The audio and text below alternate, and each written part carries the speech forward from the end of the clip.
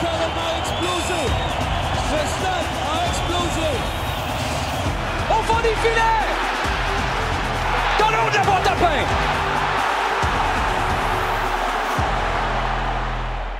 On commence avec bonne fête? C'est comment? Mais, hey, merci. Merci. Écoute... Pas obligé de le dire.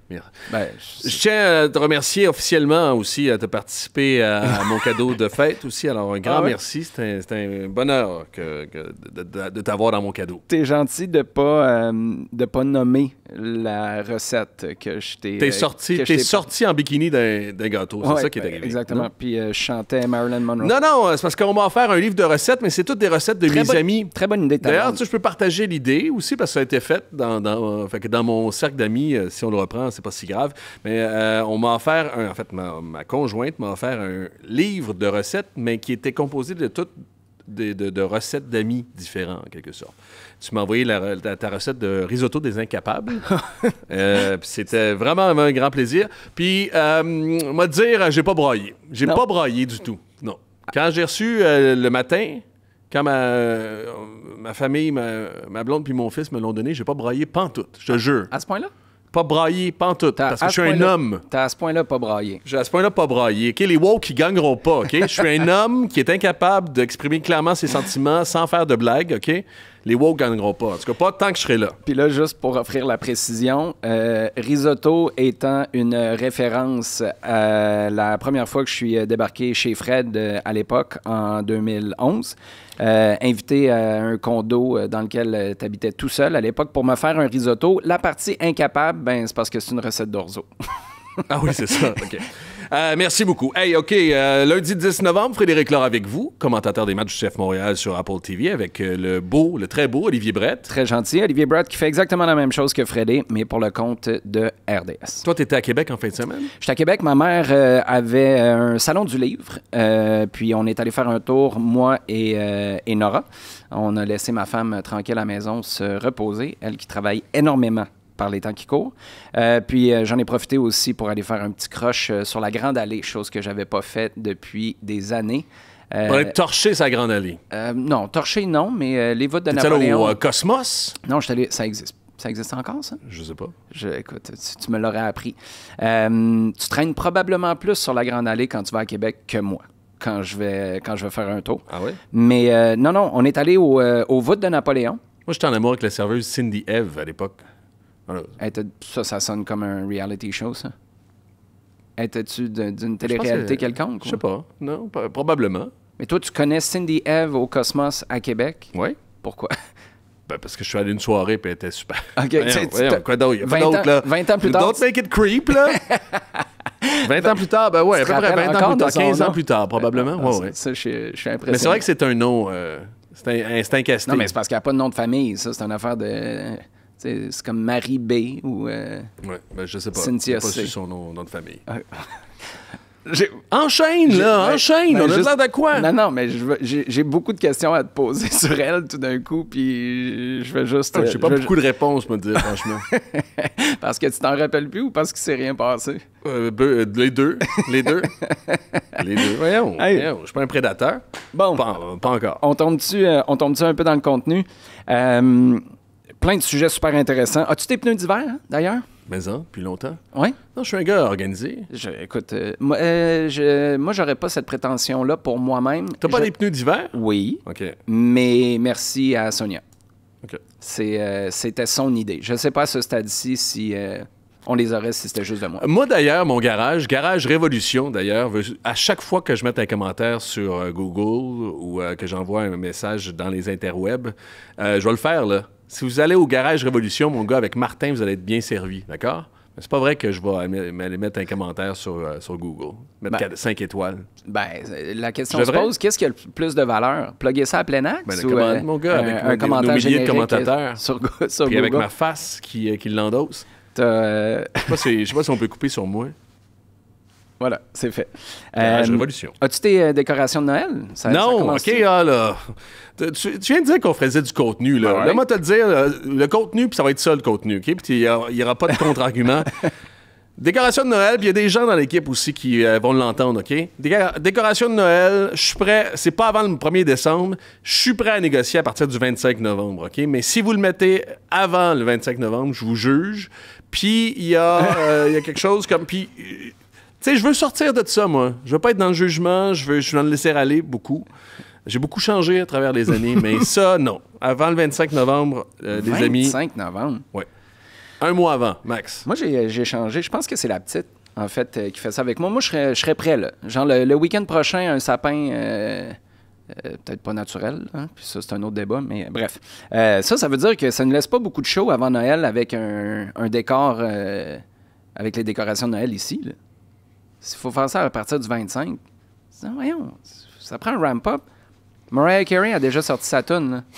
Bon, OK. Hey, est-ce que le micro a pris mon soupir ou pas? je présume que oui. Okay. Tu sonnes comme une mascotte. J'ai rien d'autre à dire. Bon, la semaine dernière, on va tomber dans quelque chose de pas mal plus sérieux. La semaine dernière, on se demandait qu'est-ce qui allait arriver avec les adjoints de Marco Donadel, si ça s'en venait, s'il y avait des nouvelles. Je sais pas pour toi, je sais pas si tu avais eu des échos par rapport à ça, mais je suis un peu... tombé en bas de ma chaise, c'est trop, là, mais j'ai été surpris de voir ce qui est sorti comme nouvelle. Il y a un adjoint qui reviendra certainement pas l'an prochain, mais d'apprendre que Maxime Lecomte ne revenait pas en raison d'une décision prise au bout d'un processus disciplinaire, celle-là, je l'avais pas vu, honnêtement. Là. Non, assurément. Moi non plus, je l'avais pas vu. Puis, on parlait des antennes que j'avais, puis j'étais persuadé que... C'est pas tout le monde qui restait, mais je pensais pas que c'était nécessairement à cette manière-là. Moi, écoute, il n'y a pas beaucoup de détails sur ce dossier-là. Ce qu'on sait, c'est que c'est pas quelque chose de criminel, mais quand tu lis un communiqué, déjà, l'existence de ce communiqué-là, avec ce wording-là, pour moi, c'est, je pense, très, très, très 2025, dans le sens où on a changé notre manière de communiquer, on a changé du monde aux communications, puis je pense qu'on est beaucoup plus intentionnel qu'on l'était dans le passé. On se positionne de manière à être moins réactionnaire aussi, parce que, tu sais, ça aurait pu être une sanction disciplinaire, point. Mais là, tu parles d'un processus disciplinaire. Ça implique qu'il y a eu des avertissements ou il y a eu une enquête. Ça a été sur la durée. De ce que je comprends, là, c'est... c'est pas une chicane à un moment donné. Non, c'est pas, mettons, Wilfrid Nancy puis Joey qui se pognent dans le vestiaire, puis là, à un moment donné, c'est un point de fracture à un moment très, très, très précis. Et ça, je pense que c'est important parce que ça montre que tu as fait un travail du côté du club aussi. Là. C'est pas juste une journée, tu as pété ta coche ou l'autre personne a pété sa coche, fait quelque chose de répréhensible, puis c'est terminé, on te garoche en dessous de l'autobus. Moi, ce que j'entends aussi, c'est que c'est loin d'être parfait, comme le sont rarement les ressources humaines, de toute façon, peu importe l'entreprise. C'est Amélie Vaillancourt? Amélie Vaillancourt, qui était la première nomination, si je me souviens bien, de Gabriel Gervais à son arrivée. Tu me prends de court. Il me semble que c'est la première personne qui a été nommée par Gabriel Gervais quand il a été nommé en président en 2022. Moi, j'en entends souvent du bien de sa présence. Je pense que c'est aussi en clash avec l'absence de avant, parce que tu n'avais pas quelqu'un qui était nécessairement de ressources humaines de formation. Pour ces raisons-là, je trouve que cette décision-là est...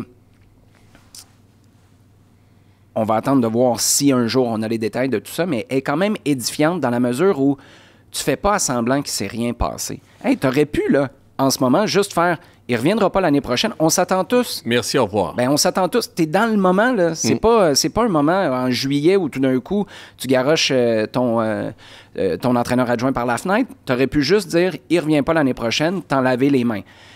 Je le répète, on va voir éventuellement si ça sort. C'était quoi exactement qui était répréhensible dans ses gestes, son comportement, ses paroles, peu importe. Mais moi, qu'on lève un flag, je trouve que c'est responsable.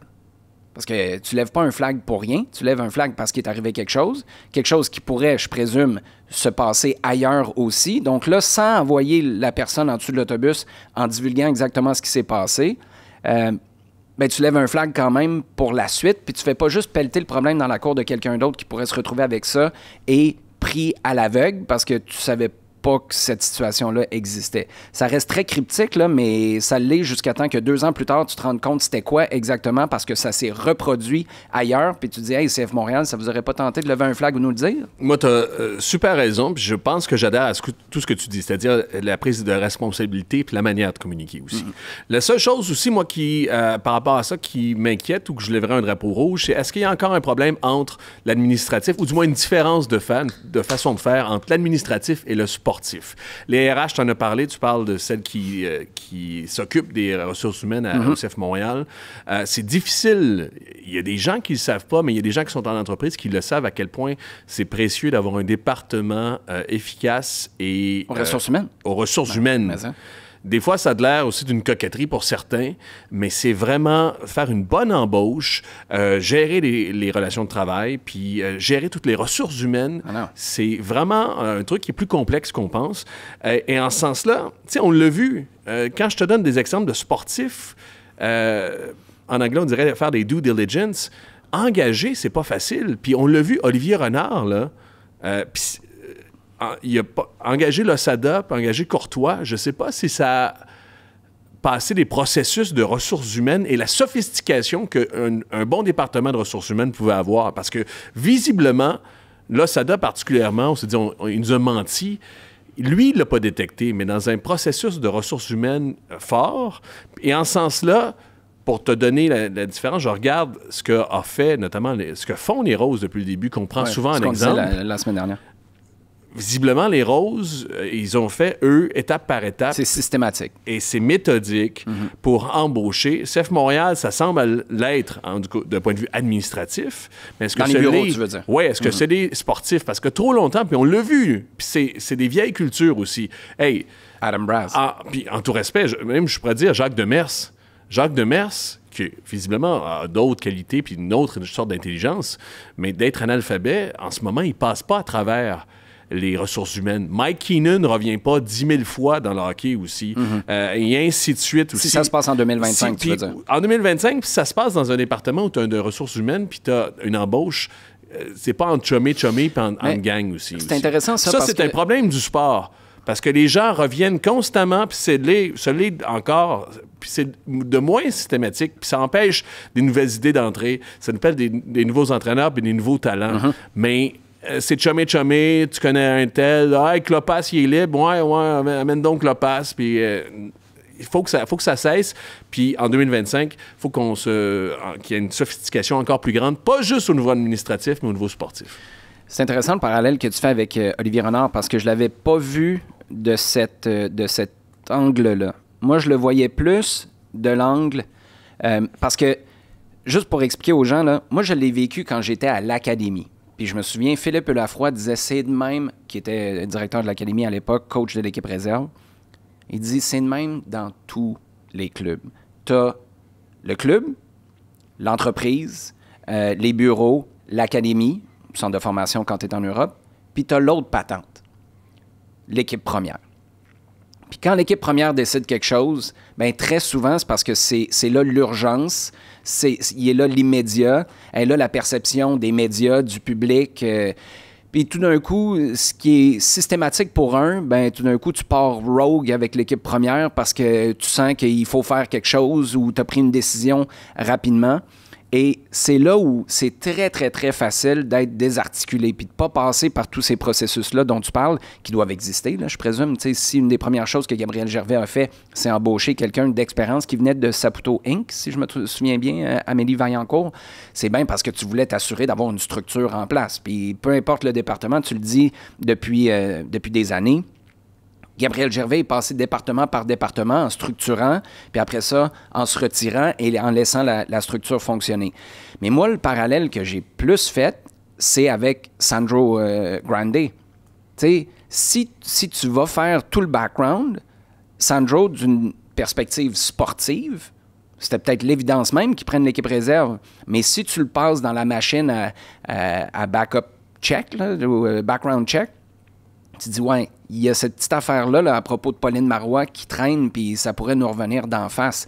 C'est là où je ne sais pas si pour le côté sportif, tu passes à travers les processus qui sont nécessaires. Adam Braz, juste pour finir là-dessus, puis ça, c'est d'une autre époque complètement, là, fait que j'en suis très conscient. Mais Adam Braz, qui est, je me souviens, Richard Legendre, pour qui on a beaucoup d'estime, on lui avait demandé, vous avez contacté combien de personnes avant de tomber sur Adam Braz pour remplacer Nick DeSantis comme directeur sportif? Bon, on a fait un appel, on a parlé à Adam, puis c'était clair que c'était lui l'homme de la situation. Il y a trop de feeling là-dedans, puis c'est là où je pense que tu mériterais de te protéger. Mais quand tu arrives dans le sportif, pour revenir à ton point sur Courtois et Losada, je serais curieux de savoir à quel point tu peux rentrer les ressources humaines parce que justement, tu as tellement de feeling. Amélie Vaillancourt ou la personne en charge des ressources humaines, peu importe le club, est-ce qu'elle est capable de juger est-ce qu'elle est capable de caller bullshit sur Hernan Losada? Non, mais je sais pas, c'est une bonne question. Je sais pas. Puis encore là, tu parles de la difficulté, tu as raison. Là, c'est pas complexe. Dans l'ensemble du monde sportif, c'est pas tous des incapables. Puis on ne recycle pas tout le temps les mêmes entraîneurs parce que on n'est pas bon en ressources humaines aussi. Il y a de l'expertise, il y a des. Non, on est d'accord. Exactement. En même temps, il faut, rendu à un certain point, le faire. Puis je rajoute juste une couche dans le cas qui nous implique en ce moment. On en a parlé. Nous, notre souci, c'était de savoir, on perd-tu du talent? Mm-hmm. Puis tu te disais, aïe, ils lui ont-tu dit, si tu ne reviens pas cette année avec un entraîneur intérimaire, tu retournes à l'académie. Mm-hmm. Là, ils n'ont pas fait... Mais je sais pas. Ils n'ont pas passé par le processus. Non seulement ils étaient prêts à perdre la qualité, mais aussi ils n'ont pas vété, ultimement, cette Tu veux dire passer par le processus d'embauche? Oui. Mais ils l'ont fait sur le coin d'une table, l'impression que ça donne. Bien, ça se peut. Puis c'est trop souvent ça dans le sportif. Je peux accabler le CF Montréal. Oui, mais at large. Ouais. Je peux accabler le CF Montréal, mais je pense que c'est puis dans n'importe quoi, je pense que c'est... puis écoute... Du népotisme, il y en aura toujours, de l'amitié, puis c'est certain que tu travailles mieux avec un gars que tu connais, puis... que tu apprécies. Que tu apprécies. Mais le nombre... Moi, j'ai fait un livre avec Alain Chéné, le recruteur. Le nombre de fois où on s'est parlé de « Hey, te rends-tu compte qu'un tel est consultant adjoint au directeur général? » Il y a un directeur général, Neil Smith, à New York, perd son emploi avec les Rangers de New York. Quelques mois, quelques années plus tard, on se retrouve qu'il est... Même les gens, les Ducks d'Anaheim ne se sont pas rendus compte qu'ils étaient finalement dans l'organigramme pour assistant directeur général, alors que déjà, le directeur général avait déjà des assistants. Le gars, il fait juste le mettre son chum sur le payroll, puis décide, à un moment donné, le gars, il est en Floride, puis il regarde des games, puis, tu sais, il y a du copinage. Écoute, c'est leur argent. M'en fous, c'est de l'argent. C'est quoi? C'est des Samouraïs qui sont milliardaires, m'ont pas pleuré sur leur cas. Je veux juste dire qu'à un moment donné, dans une équipe, il y a on parlait d'inefficacité la semaine dernière avec Mathias Brunet. Je pense qu'il y a une inefficacité de ce côté-là. Puis ça va dans le sport professionnel en général. Puis, l'exemple que j'ai donné, peut-être que je leur donne trop de fleurs, puis qu'on leur donne trop de fleurs, mais ce qu'on voit de l'extérieur, c'est que les roses, pour l'instant, c'est systématique. Et elles ont bien fait ça. Et juste peut-être pour conclure là-dessus, là, à moins que tu aies autre chose à ajouter, quand tu dis c'est leur argent, c'est vrai, mais il y aurait pu, justement, dans le cas spécifique de Lecomte, il aurait pu dire « Hey, c'est notre catch, c'est notre business, ce qui se passe chez nous, c'est de nos affaires, on le met dehors, on s'en lave les mains, puis on passe à autre chose. » Là, tu t'es positionné comme étant un endroit où il s'est passé quelque chose que tu as adressé ou que tu as tenté d'adresser, ça n'a pas fonctionné, puis là, tu es en train de dire « Voici notre constat d'échec pour cet employé-là. On veut que vous sachiez que c'est un échec qui est, on comprend, dans sa cour. Si vous avez des devoirs à faire, moi, c'est comme ça que je l'interprète, là. Si vous avez des devoirs à faire, prochain club, là, dans le fond, là où je vais en venir... Tu trouves ça responsable? Bien, si tu es le club de soccer à Brossard, à Sainte-Thérèse, puis que tu considérais, fais tes devoirs, ça veut pas dire qu'il n'y a pas de... Je sais pas, là, comme je dis, là, on n'a pas les détails, là, mais de réhabilitation, c'est peut-être trop fort comme terme, mais... Tu peux avoir une autre chance, mais il faut que tu sois... Au moins, tu es conscient que tu es en train d'offrir une seconde chance à quelqu'un. Parce que de juste pelleter dans le cours de quelqu'un d'autre qui se ramasse avec un problème dont il aurait pu être mis au courant, ça, je pense que ça aurait été vraiment irresponsable de la part d'un CF Montréal qui est beaucoup trop influent dans le monde du soccer au Québec pour faire quelque chose comme ça. Je peux-tu ouvrir ma Carlsberg? Mais hein? Elle est frette, elle est froide. C'est- Je pense qu'une bière comme ça, c'est pas froide, c'est frette. C'est probablement ton cadeau de fête. C'est probablement, en fait, c'est assurément mon cadeau de fête. Avec, moi, je te le dis, Carlsberg. As-tu entendu? Ouais. OK. Ouais, tantôt, je t'ai fait ça en pleine phrase, là. Désolé. Ben oui. C'était ma manière de dire, ah ouais, boy, Tu c'est sais ta que j'ai fête. un réflexe de Pavlov aussi, hein, quand j'ai des glandes salivaires qui s'activent quand j'entends une canette comme ça. Je t'ai déjà conté cette histoire-là. On passera à d'autres contenus plus pertinents après. J'ai un ami en Irlande, Steven, pour pas le nommer. Il y avait... C'est quoi les... C'est les gros chiens, les samoyens avec le poil blanc, là, mais qui sont énormes. Puis ce chien-là, il était pas capable de se déplacer. Il était vieux, il bougeait pas, il était lâche, il était vache comme mille. Mais les gars avaient tellement fait le party chez eux que quand ils entendaient, puis ils donnaient tout le temps de la bière aux chiens, de la minute que tu ouvrais une canette, écoute, il arrivait là, comme une Formule 1, mon gars. Mais c'était le seul moment où ce chien-là était capable de se déplacer comme du monde. Sinon, il restait couché. Dans ma gang, on avait un chat, nous, mais lui, c'était le bruit du lighter qui allumait. Le chat revenait dans le salon. Sur ça, C'est-tu la cruauté animale? Non, au contraire. Intoxiquer un animal de compagnie, c'est-tu de la cruauté? Ben, oui. L'intoxiquer, non, mais tu fais bien négatif. moi, je dis ça comme si c'était drôle, là, mais c'est complètement irresponsable, puis faites jamais ça. En même temps, ces animaux-là sont jamais pleins puis ils ont vécu une vie pleine. Là, Mettons, le département des plaintes canin, ça se passe comment, ça? Quand est-ce que tu le sais que ton chien fait une plainte? C'est une bonne question. Quand il te mord? Je sais pas. Ouais. En même temps, c'est de la bière de bonne qualité comme de la Carlsberg. C'est ça. Au contraire, je pense que c'est bien, c'est un luxe à offrir à ton annuel de compagnie. Bon. T'as-tu regardé, en fait, qu'est-ce que tu faisais dimanche pendant que je cuvais mon vin?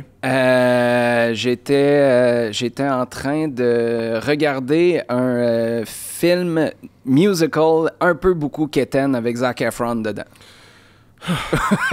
Il y a beaucoup de montage à faire. Ben, il y a beaucoup de montage, T'as pas regardé la finale de la CPL?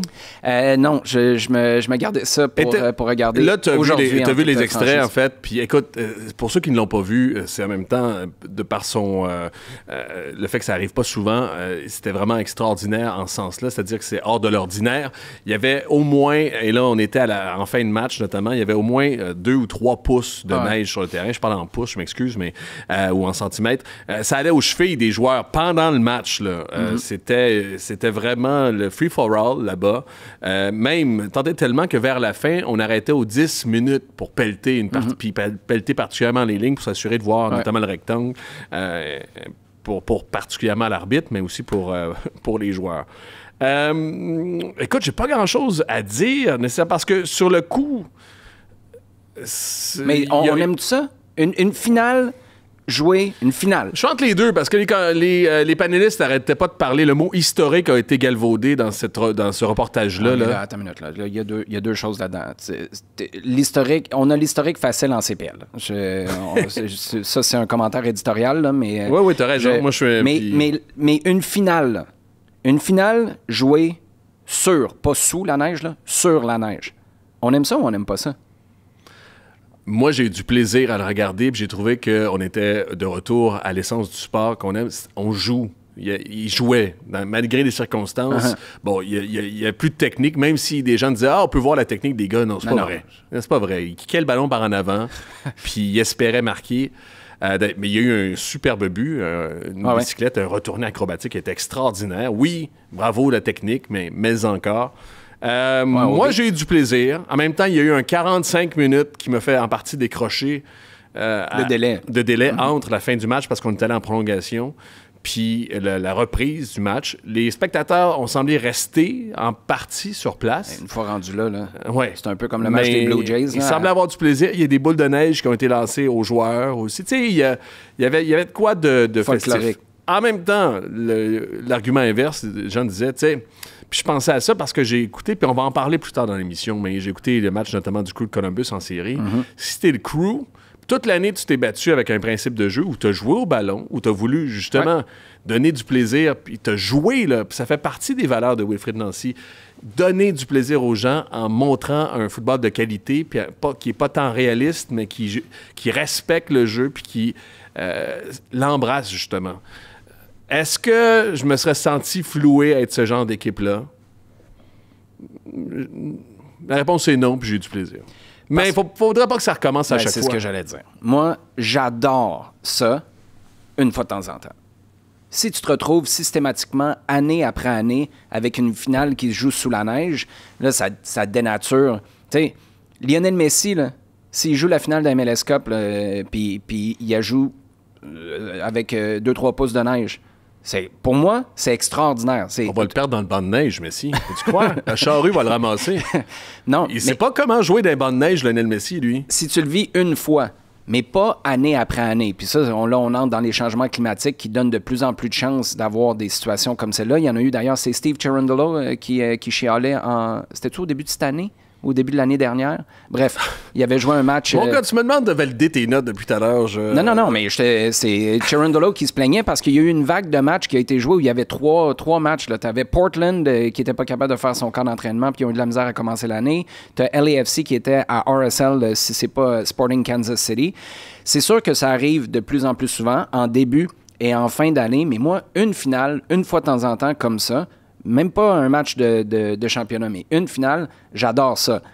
Maintenant, pourquoi les Roses jouent pas et que la CPL joue, ça devient une discussion intéressante. Là. Sur quelle base t'assois ta décision? Parce que, juste pour l'histoire, le match retour des Roses face à la AFC Toronto, qui devait se jouer en fin de semaine, va jouer ce soir. Ça jouait dimanche. Je devais jouer dimanche, puis là, on enregistre lundi. Ça va jouer ce soir, lundi. Exactement. Pourquoi un dit oui, l'autre dit non? Il y a un match de l'équipe nationale canadienne qui a fait polémique féminine il y a 2 ans, si je ne me trompe pas. C'était au Snapdragon Stadium à San Diego. Ça s'est joué dans l'eau. Là. Je veux dire, le ballon avançait pas. Là. C'était de l'anti-jeu total.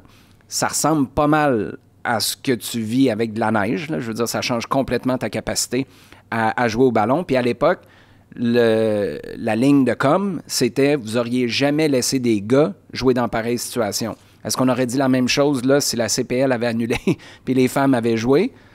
Ça a été le scénario inverse, finalement. Pourquoi un dit oui et l'autre dit non? Ça parle des deux organisations. Il y a un terrain synthétique aussi. Est-ce que c'est la finale d'un côté, l'autre, on est en série aussi? C'est une bonne question. Moi, je pense que c'est juste de façon systématique, parce que le truc raisonnable, ce sont les Roses qui l'ont fait. En fait, la Super Ligue du Nord. Ben écoute, le truc raisonnable, ça parle de quoi? De pas jouer. Moi, j'ai entendu... Non, mais de pas jouer dans ces circonstances-là. OK, mais ça dépend, c'est quoi ton objectif? Écoute, ça aurait pas été... Là, en ce moment, tout le monde parle de la Première Ligue canadienne. T'aurais peut-être parlé des Roses davantage. T'aurais peut-être parlé de la Super Ligue du Nord. Tu sais, je sais pas, là, ça devient un débat philosophique super intéressant, mais si ce que tu veux, c'est faire du bruit, tu veux embrasser... C'est la Super Ligue du Nord. Il y aurait eu quelque chose qui était très on-brand. Tu te souviens, quand le CF Montréal a changé pour son flocon, moi, j'ai dit, parfait, mais il faut que tu sois capable de jouer ta finale de Coupe MLS au Stade Saputo, puis tu ne rentres pas en dedans quand il commence à faire mauvais dehors à l'automne.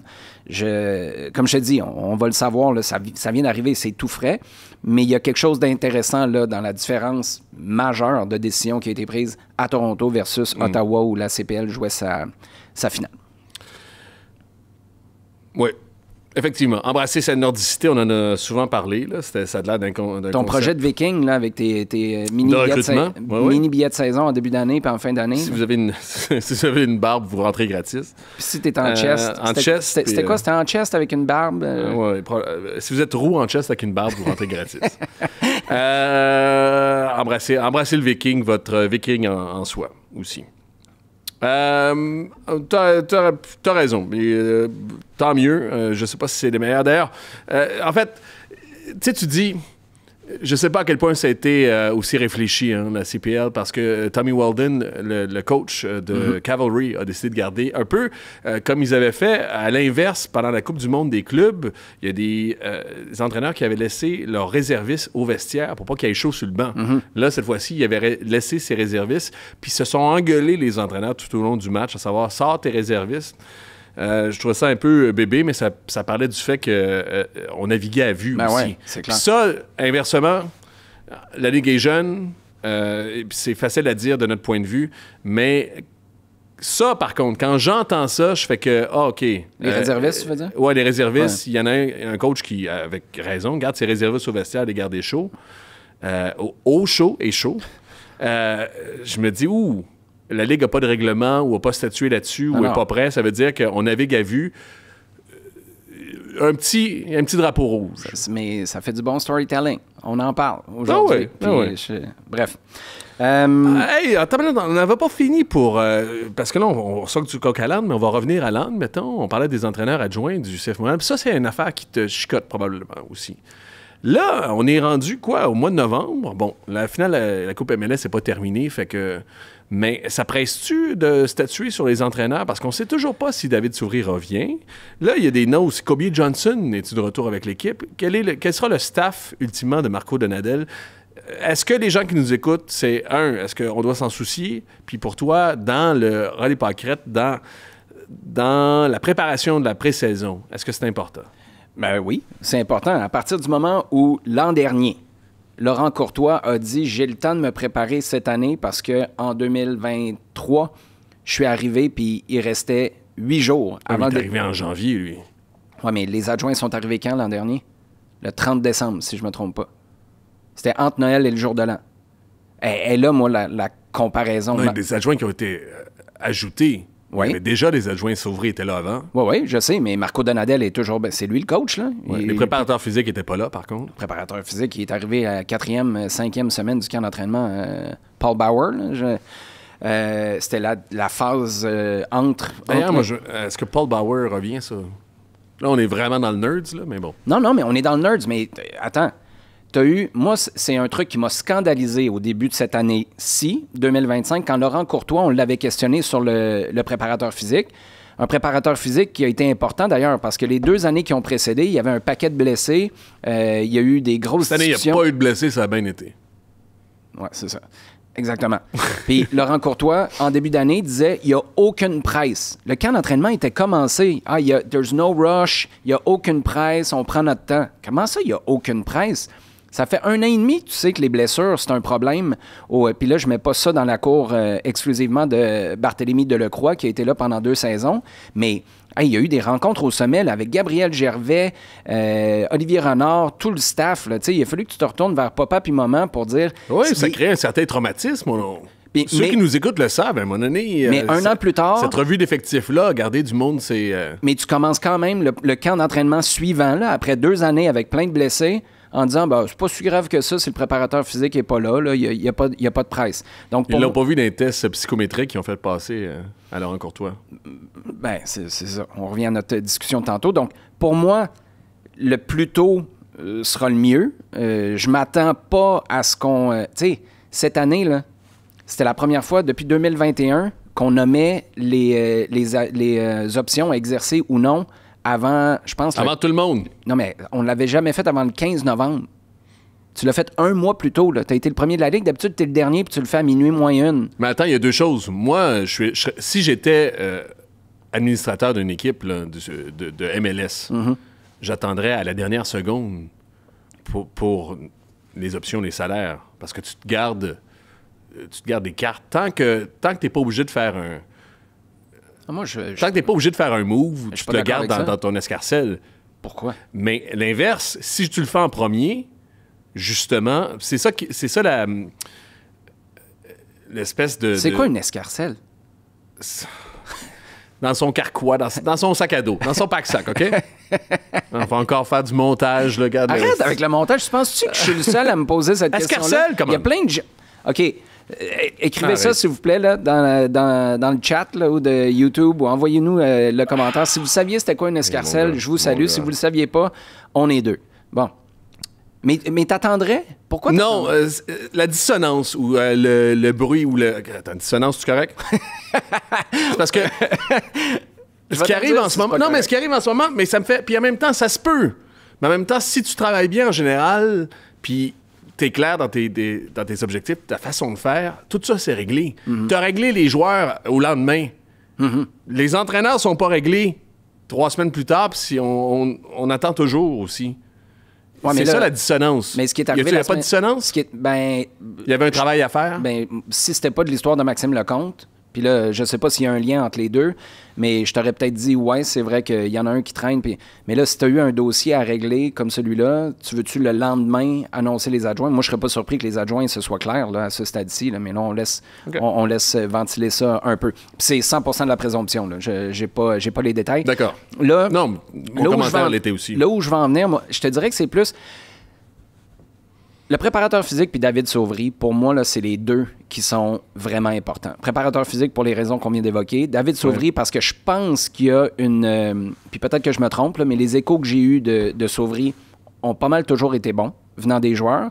Puis c'est lui qui était le remplaçant. C'était l'adjoint principal parce que c'était lui qui avait le poste quand Donadel était suspendu. Puis à chaque fois que Marco Donadel a été suspendu, c'est arrivé 2 fois cette année, il a pris la parole, puis il avait pas l'air d'un imposteur pour 2 scènes. Là. Il était en place, il avait les mêmes points. Moi, je sentais pas de clash entre Marco Donadel et lui. Moi, je vais te le dire, moi, je pense, pour lui avoir parlé régulièrement, c'est une bonne tête de soccer. Dans le style, nous, on apprécie ça aussi dans le style de tous les enfants de Philippe Lafroy, c'est-à-dire tous ceux qui sont présentement à Columbus, notamment Yohan Damet, exactement, toute cette gang-là, il s'inscrit là-dedans. C'est pour ça que je présume, parce que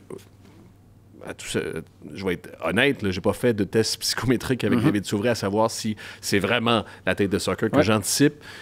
Mais de bon jugement personnel, c'est un bon adjoint. Donc, je te dirais, le préparateur physique, pour qu'on soit sur la bonne track quand ça commence, puis qu'on arrête ça, les blessures, puis que tout le monde soit au top de sa forme, de 1. Puis de 2, David Sauvry, parce que, je sais pas, ça fait-tu des vagues dans le vestiaire? T'as-tu des gars qui sont un peu froissés ou qui sont déçus de le voir partir? Si c'est le cas, puis tu veux pas continuer avec lui, fais-le plus tôt que tard.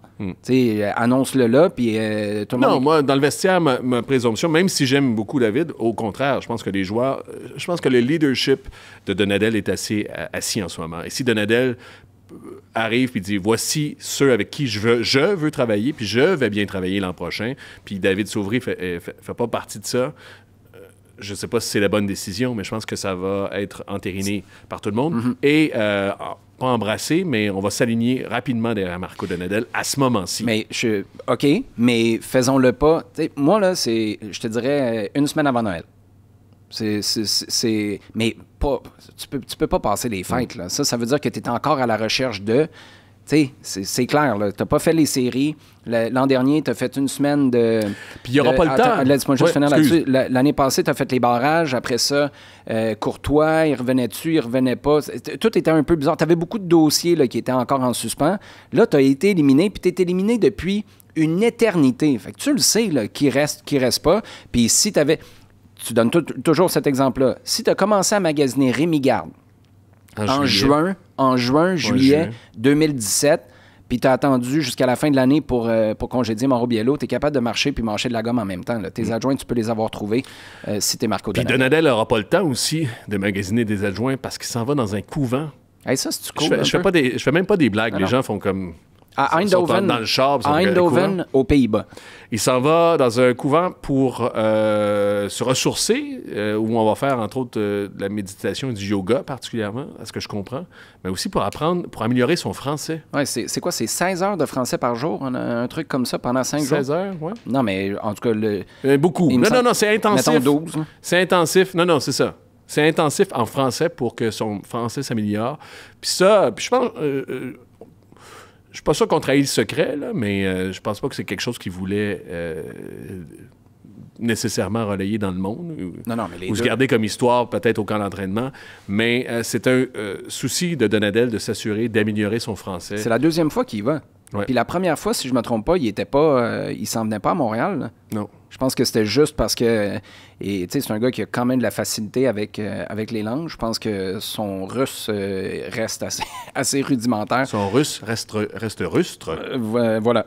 Mais non, c'est extraordinaire, cette histoire-là. Là. Puis moi, tu sais, il y a 1 ou 2 personnes là, qui ont renoté le fait que Marco Donadel, cette année, malgré son français qui est plus qu'acceptable, basculait vers l'anglais dans des moments où il sentait Et il le disait lui-même. l'importance d'être le plus précis possible. Puis ça reste, tu sais, c'est pas un Américain qui dit ça, là, ça reste toujours bien un Italien qui dit « je vais te parler en anglais » pour être plus clair. Mais le fait que lui-même décide ça, puis de ce que je comprends, puis corrige-moi si je me trompe, là, c'est pas quelqu'un qui a dit « faut que tu ailles là », c'est lui qui a ça à cœur. Chapeau Marco Donadel. Puis si le club allait pas en parler, c'est vrai que tu t'en fais mention, peut-être qu'eux autres, il y avait un plan avec ça. Désolé, on vient de scraper ça, mais ça mérite d'être noté là, parce que c'est tout à son honneur. Ça va être le dernier bloc avant qu'on s'en aille vers l'extra. On a pas mal d'affaires qui nous restent à jaser, mais je veux juste, parce qu'on a ce terme-là, camp d'entraînement, parce qu'on parle des adjoints, tout ça, qui revient constamment. Puis je me dis, Fudge, ça fait pas 15 ans que je suis dans les médias et plus pour que ce concept-là soit pas encore compris. Le camp d'entraînement. C'est très hockey, ça, OK? Parce que cette semaine, on a parlé d'Alessandro Biello. On a décidé de casser le contrat, puis il va venir au camp d'entraînement. Sous-entendu, il essaiera de nous convaincre au camp d'entraînement. Convaincre de quoi? Particulièrement, c'est ça. Particulièrement en soccer, si c'est le camp d'entraînement qui te convient, qui te convainc justement d'avoir un contrat, surtout d'un gars qui est là à l'académie depuis qu'il a 12 ans, qui est dans le giron du club depuis qui est un spermatozoïde, mon gars, ton recrutement, c'est mal fait. Je sais pas quoi en faire d'Alessandro Biello puis de cette saison. Est-ce que c'est une saison perdue? C'est pas une histoire. Je comprends pas pourquoi on dit encore, on communique en disant il viendra au camp d'entraînement puis on verra. C'est quoi le plan? Est-ce que décrypte-moi ça en ce moment? Est-ce que c'est lui qui veut aller ailleurs puis qu'il se laisse toutes les portes ouvertes? Est-ce qu'inversement, c'est le club qui fait comme tu le blâmerais-tu? Le blâmerais-tu? S'il disait, moi, c'est pas une question d'avoir le blâme. C'est quoi la situation? Je veux juste... parce que c'est pas vrai qu'on casse le contrat puis on checkera au camp d'entraînement s'il y a de la place pour toi. T'es supposé avoir un plan, puis là, tu fais comme, moi, essaye, on verra. Non? Il faut que je me calme un petit peu. Là. Mais pourquoi? Pourquoi? Il est encore sous contrat? Pourquoi? Parce que t'as pas d'équipe MLS Next Pro. Mais ça, c'est comprenable. Ben, la fin. Donc, c'est lui. Mais c'est pas lui, c'est tout le système qui fonctionne pas. Il est où, le gars, depuis 2019, qu'on dit, pas besoin d'équipe réserve, les meilleurs, ils passent direct, les autres, on les signe, on les envoie en prêt en Première Ligue canadienne. On verra ce que ça va donner avec le Supra. Puis on espère qu'ils reviennent améliorés. On espère que les clubs qui les signent les fassent jouer. Moi, au début de l'année, là, on disait Halifax, ils veulent vraiment, ils vont y donner du temps de jeu. Super, il s'en va, il a joué quoi? Je pense qu'il n'a pas joué 200 minutes. Là. Il a joué il n'a pas joué beaucoup de temps. Un truc de fou. J'ai pas regardé. La dernière fois que j'ai regardé, je pense en août. Puis c'était... Il devait être à 90 minutes, 100 minutes. Là. Non, je veux dire, il n'a pas joué. Là. C'est l'équivalent d'un gars qui a joué les 2 premiers matchs de l'année, mettons, qui s'est cassé une jambe puis qui n'a pas rejoué par la suite. Là. C'est cette quantité de temps-là. Tu lances du spaghette sur le mur en espérant que quelque chose colle, mais là, ça fait 6 ans que ça colle pas. Il marche pas, à part pour tes gardiens. T'as James Pantemis qui a fait ça, qui a réussi. T'as Jonathan Sirois qui a fait ça, qui a réussi. T'as pas un joueur, pas un seul. Cette manière-là fonctionne pas, puis je comprends pas pourquoi on l'a pas compris. Le prix d'avoir une... Puis c'est vrai que c'est cher, c'est de l'argent, puis tu disais tantôt, c'est votre argent, c'est pas le mien. C'est vrai que c'est pas mon argent. Mais la quantité de gars de tiers 2 ou de gars qui ont besoin de 2 ou 3 ans de plus pour se développer, qui sont pas prêts à 17 ou 18 ans à passer en MLS directement, ou qui sont même pas prêts peut-être à s'imposer en Première Ligue canadienne dans un club qui n'a pas vraiment d'intérêt à y donner du temps de jeu pour le développer. Eux autres, ce qu'ils veulent, c'est gagner tout de suite pour être capable de jouer une finale dans la neige rendue au mois de novembre. C'est ça qu'ils veulent. Ils n'ont pas d'intérêt à dire « Hey, Alessandro, on va y donner des bouts de match. » là. C'est pas ça. C'est pas leur atout. C'est pas... Il leur appartient pas. Je comprends pas comment on est encore là. S'il avait été en MLS Next Pro à Montréal, il aurait joué sans arrêt. Il aurait pris du galon. Il aurait peut-être joué une coupe de match avec des contrats à court terme quand Piet était blessé, quand Herbers était blessé. Ça me rentre pas dans la tête comment on voit pas le coût de pas en avoir une plutôt que le coût d'en avoir une équipe de MLS Next Pro. Il y a 2 choses pour on est en accord, là. L'économie d'échelle, Moi, à l'époque, je disais la différence entre Victor Cabrera, que tu as payé 1 million, puis que tu payes de façon annuelle assez cher, versus Vandril Lefebvre, qui aurait pu tenir la place. Je dis pas qu'il était meilleur. Je fais juste que pour le ratio dollar-performance... Tout à fait. Pour une équipe d'ailleurs qui n'était pas au top. Shavar Thomas, Carl W. Ouimet à l'époque. L'économie d'échelle, tu sais, on parle, puis cette année, on pourrait parler d'Hidalgo à 305 000. Attends, écoute, tu m'enlèves les mots de la bouche. Guboglo, il fait combien? 89. Il fait 86 311 et 0 cents. 300 000 pour Hidalgo. Ils sont-tu à 220 000 de différence? Non. Viens me dire qu'avec une MLS Next Pro qui roule, t'es pas capable d'avoir des gars aussi performants que Bodie Hidalgo, puis t'es pas obligé de dépenser l'argent pour aller le chercher et de claquer 300 000 pour un défenseur latéral droit. Puis j'ai beaucoup de respect pour Hidalgo, là. Mais on est en accord. Je t'interromps parce que t'as pris puis c'est très bien que t'as pris le macro. Mais dans le micro, là, Biello, après 1 an, à 18 ans, qui est arrivé puis a dit « Hey, les gars, ça fonctionne pas, finalement. » Puis ça fonctionnera pas. Ben, Biello ou le club? Ben, toute la gang. Tout le monde ensemble? Ben non, mais moi, tout le monde est d'accord. Lui, voudrais-tu rester? Non, moi, je pense qu'il a perdu une année, là. On pense pas, là. On est certain qu'il a perdu une année. Le club se dit, on fait quoi l'an prochain? Parce que là, t'as envoyé le message à la Première Ligue canadienne, il est pas assez bon pour jouer. Puis moi, j'achète pas ça. Moi, je pense qu'il est assez bon pour jouer quand ta job, c'est de le développer. Est-ce qu'il est assez bon pour tenir le fort au milieu de terrain pour une équipe de Première Ligue canadienne qui veut faire les séries, qui veut gagner, qui veut... Je le sais pas. Je sais pas, je l'ai pas assez vu jouer. Il jouait pas. Mais tout le monde arrive à la même conclusion. Tu vas le faire jouer où, là, cette année? Mais si tu as fait ton travail, puis si tu pensais, si tu l'as signé, tu le reprends, puis tu le gères. C'est ça que je comprends pas. Tu le reprends où? En MLS? Au pire... Il va jouer où? Bonne question. S'il jouait pas à Halifax... Il faut qu'il joue dans une équipe réserve. Tu peux pas le prêter en ex-pro? Qui le prendrait ailleurs? Peux-tu faire ça? C'est une bonne question, ça. Je pense que oui. Oh oui. Mais qui aurait intérêt qui aurait à faire intérêt jouer... à prendre Biello dans son ex-pro, puis... Mais attends, une chose. Son gars de son académie. Option d'achat. Ah ouais. Si tu peux faire ça, prête-le avec option d'achat. Puis... Ce qui est arrivé à Maël Henry, il était joué appartenait... Ses droits, je pense qu'il n'était pas... Oui, mais ses droits ou il était sous contrat? Parce qu'il y a une différence entre les deux. Oui, c'est ça. Puis il est allé à Toronto, mais Toronto a dû débourser pour s'assurer de l'ensemble de ses droits. Oui, c'est ça. Mais il était pas signé sous en contrat. Première équipe. Mais Henry, qui était un choix du Super Draft du CF Montréal, qui a déjà passé par Toronto, qui avait des accointances, ils l'ont pris dans leur équipe réserve, puis ils l'ont fait signer cette année. Écoute, moi, Non, mais on en est même à temps, 100% d'échec. On est-tu d'accord que le camp 100%? d'entraînement, il n'y a pas personne qui se bat pour une place au camp d'entraînement en général. Il y a de la hiérarchie, assurément. Tu as tellement raison mais que c'est hockey. C'est hockey. Là. Les gars 100%. Arrivent au camp, hey, ça fait tu l'as dans ta cour depuis 4 ans. Là. C'est pas 1 mois et demi, c'est pas 3 semaines qui vont dire « Hey, il est bon! » J'irais même plus loin que ça parce que je me souviens, écoute, on a eu cette conversation-là des dizaines de fois avec mon père à propos des U9, des U10, des U13 à Québec. On va faire le camp, on va voir comment on va faire le camp. Ça fait 3 ans, tu l'as dit, il est rentré à la pré-académie. Tu le connais? Il est rentré à la pré-académie à 8-9 ans. Là. Ça fait 10 ans qu'il est sous ta gouverne. Tu as du data depuis 10 ans à son sujet. Tu vas découvrir quoi? C'est juste, tu y crois ou tu y crois pas? Puis tu as la structure ou tu l'as pas? Moi, je pense que tout le monde croit qu'Alessandro... Tu vas être surpris le jour où Alessandro Biello joue à Toronto ou joue à Columbus ou joue au NYCFC? Moi, je serais pas surpris. La réponse, c'est non. En fait, oui. Ben, c'est ça. C'est parce qu'il te manque un maillon de la chaîne. Tu es à 100% d'échec. Rida Zouir, Sean Rea, Karifa Yao, Thomas Meyer-Giguère, étais-tu sous contrat avec la première équipe? Non, il est juste parti directement en CPA. Toute la gang, les uns après les autres. Là, Alessandro Biello, puis moi, je t'ai dit ça, on faisait des émissions l'an dernier.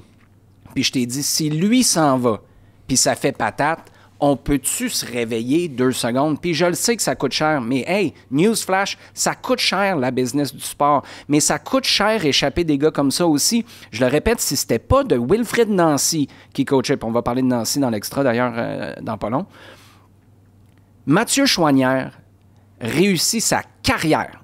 Pas réussi à Montréal, réussit sa carrière parce que c'est Wilfrid Nancy.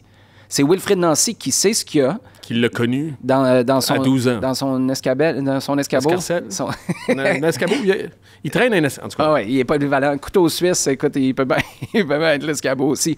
Mais si c'est pas de Wilfrid, Mathieu, là, peut-être qu'il passe pas. Il est peut-être en CPL en ce moment. Mais il y a eu du volume à un moment où tu savais pas trop où le plugger. Mais Wilfrid savait qu'il était assez intelligent pour le plugger à des places différentes, latérales gauche, ailier, milieu de terrain. Puis finalement, ça a débloqué. Si tu n'as pas ce coach-là, ces minutes-là disponibles, parce qu'il y avait beaucoup de blessés à l'époque où il y avait un effectif qui était bâti un peu bizarre, ou l'équipe réserve, tu peux pas y arriver. Je peux pas croire, 6 ans plus tard, on est à 100% d'échec pour les joueurs de champ. Tu as 2 histoires à succès, les 2 sont des gardiens. J'essaie d'être nuancé dans la vie, là, celle-là, elle me rentre pas dans la tête. C'est catégorique. Ça marche pas. Ça marche pour tes gars d'exception, qui sont prêts physiquement, mentalement, techniquement à 17-18 ans. Tu sais, même... est-ce qu'un gars comme Sean Rea pourrait te convaincre, parce que Sean Rea a passé quelques temps, puis il est revenu il est revenu où? au CF Montréal. Ok. Il a joué un peu. Ben non, il a pas joué. Ça n'a pas marché. Non, ça n'a pas fonctionné. Il n'y a personne qui est resté dans cette équipe-là. Ils sont tous partis. Ça fonctionne. Ça fonctionne pas. Il y a pas... c'est blanc ou noir, là. Ce système-là fonctionne pas. Désolé. On a-tu fini? En même temps, ça te permet, oui, MLS Next Pro, il y a des clubs de plus en plus, puis c'est la tendance aussi, hein, qui commencent justement à créer des relations d'affaires avec d'autres clubs, OK. à signer, mettons, un Argentin, tu le mets dans ton équipe réserve, Ouais. puis après ça, tu le signes à oui? l'équipe première aussi. C'est pas... Il y a plein de choses là-dedans. Ça demande de l'investissement pour une équipe, pour dire sort 5-6 Mahala millions. Opoku, il vaut combien en ce moment? 0. 0. Bon. Mahala Opoku qui joue en équipe réserve, qui tourne un peu, puis qui finalement arrive puis marque 2 buts face au FC Cincinnati parce qu'il a le couteau entre les dents, il est en shape, même s'il n'y a pas du rythme MLS, mais il y a de l'équipe réserve. Ouais. Ben non, mais... Non, t'as raison, mais juste le bémol que je te dis aussi, c'est parce que là, tu deals avec des égos, parce que l'an passé, on l'a vu, puis il y a 2 ans, plein de gars qui ne voulaient pas jouer en équipe réserve. Ça, c'est un problème de... À Montréal? Oui. Il y a des gars qui ont Quelle refusé équipe de réserve? jouer en équipe réserve. Ah, mais il n'y a pas d'équipe avec réserve. avec les U19. Puis, Ah oui, ça. les U19, Ouais. calvasse. Là, je veux dire, c'est pas l'équipe réserve. Là. À un moment donné, c'est pas une game par enfant non plus. Non, mais... Ben, écoute, peut-être que les parents... Il y avait beaucoup de papas cette année dans Les U19? qui tournaient aux alentours du CF Montréal. Peut-être qu'on aurait pu jouer une game par enfant, justement. Ça aurait réglé probablement pas mal d'affaires. En passant, les papas qui étaient autour du club, en général, sont plus autour du club parce que leurs fils sont ailleurs aussi. Je te dis ça de même. On laisse des breadcrumbs sur le chemin. OK, hey, on va finir là-dessus pour cette édition, cette première édition fait l'extra, de Plein là? Axe. On s'en va à l'extra? On s'en va vers l'extra. T'as-tu avant de finir? non, mais... Parce que je vais faire le menu de l'extra. Il y a OK. 2 choses dont on va parler dans le menu de l'extra. Vas-y. On va parler de Wilfrid Nancy, J'ai puis quelque des chose séries après. de la MLS aussi, en gros. Puis des salaires du CF Montréal. On a fait allusion à Hidalgo, mais les salaires sont sortis. L'Association des joueurs a publié là, en octobre la dernière mouture des salaires. Alors, on a une idée un peu plus de où en est le CF Montréal, qui est plus dernier, hein, techniquement, dans la masse salariale. Tu sais qui est les derniers? Tu te le gardes pour l'extra ou je te le donne tout de suite? Garde-le pour l'extra. Mais attends, parce que là, j'ai quelque chose. Oh. C'est parce qu'on va dire. Faut que je fasse. Avoir su, j'aurais fait mon. J'aurais écrit un monologue aussi. Les gens. Hey, en passant, est-ce que les gens savent. Que c'est ta fête? Non, est-ce que les gens savent que quand ça te met en maudit, tu te frottes les oreilles? Je savais pas, je découvre ça. Aujourd'hui? Ouais. C'est Tu te frottes les oreilles? c'est un gars que tu connais bien. C'est mon chum Tommy, qui est, quand il a besoin de patience à la maison, il se frotte les lobes comme ça. Bonne fête! Bonne Saint-Valentin. Bonne Saint-Jean-des-Frères. Je l'ouvre en direct comme ça? Mais c'est... On va en faire du écoute, montage. on regroupe... J'espère ce que c'est. Ah, merci. Ça manquait assurément à ma sélection. Tu l'as-tu? Parce Tu que. l'as pas, hein? Mais non, je l'ai pas. Je pense que je l'ai. Je vais pouvoir faire comme Attends une le. minute, là. J'ai été... En passant, ma femme t'aime beaucoup parce qu'elle était un peu fâchée avec moi quand j'ai dit que je t'avais acheté ça. Pourquoi? Pour ta fête. Mais parce que c'est Coldplay, puis t'haïs Coldplay Ben oui. pour mourir. Mais ça, t'haïs pas Parachutes. Est-ce que c'est leur premier Oui. ou. Bon, c'est leur premier. Je vais. Sais-tu quoi? Je vais le garder. Je ferai pas comme le cimetière de CD tout de Non. suite. Je vais l'écouter. Et tu vas voir, le Parachutes, là, les De gens... toute façon, je suis de plus en plus zen. Hein? Plus je vieillis, plus je me fous de pas mal d'affaires. Ce qu'il faut que tu comprennes, c'est que Je pour vais- moi, là, je c'est vais mon me foutre de constat. quoi- J'ai fait une étude très scientifique. Le dédain que les gens ont pour Coldplay est directement relié à l'appréciation qu'ils ont de cet album-là. Fait que plus tu aimais cet album-là, plus tu es fâché de ce que Coldplay est devenu, est devenu avec le temps.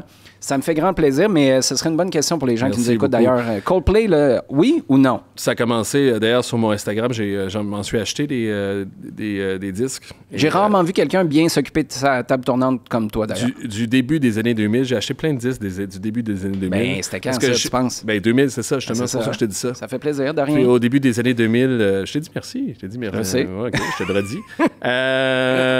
Voilà. En tout cas, bref, les disques que j'ai achetés, c'était des groupes, notamment Tricky Woo. Tu écoutais ça, Tricky Woo? Non. Ben, je l'écoutais un peu, mais... J'écoutais Coldplay. En tout cas, OK. Oh, hey, Début des années 2000. on va à l'extra, là.